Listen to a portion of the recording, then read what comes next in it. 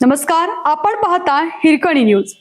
Hirkani news प्रत्येक क्षण ताज्या घडामोडी आणि महत्त्वाच्या प्रत्येक बातमीसाठी नेहमी तत्पर. गोळीबाराने कायदा सुव्यवस्थेवर प्रश्नचिन्ह. सांगलीतील गुन्हेगारीने आता केवळ कोयते आणि तलवारीपुरती मर्यादित न राहता थेट पिस्तुलापर्यंत मजल मारली आहे. शहरातील गजबजलेल्या राम मंदिर चौकात, पंचमुखी मारुती रस्ता परिसरात मध्यरात्री झालेला गोळीबार हा केवळ एका व्यक्तीवर झालेला नसून तो कायदा आणि सुव्यवस्थेवर प्रश्नचिन्ह उभे करणारी गोळी आहे.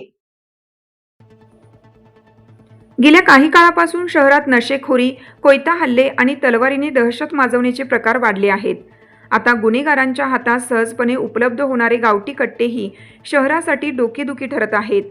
किरकोळ कारणावरून म्हणजे मुलाच्या वाढदिवसाला न आल्याच्या वादातून जर भर वस्तीत पिस्तूल बाहेर निघत असेल तर सांगलीची वाटचाल कोणत्या दिशेने सुरू आहे? सराईत गुन्हेगार उजळ मात्याने पिस्तूल कमरेला लावून फिरतात, ही बाब पोलिसांच्या गोपनीय यंत्रणेचे अपयश अधोरेखित करते. केवळ गुन्हेगारांना पकडून प्रश्न सुटणार नाही. मूळ प्रश्न हा आहे की हे अवैध कट्टे शहरात येतात कुठून, त्याचे पुरवठादार कोण आहेत आणि सराईत गुन्हेगारांकडे अशा शस्त्रांसाठी अर्थपुरवठा कोठून होतो, या सर्वांचा शोध घेऊन बंदोबस्त करण्याची गरज आहे. पोलिसांनी जर पुन्हा निर्माण केली नाही तर शांततेला ग्रहण लागेल.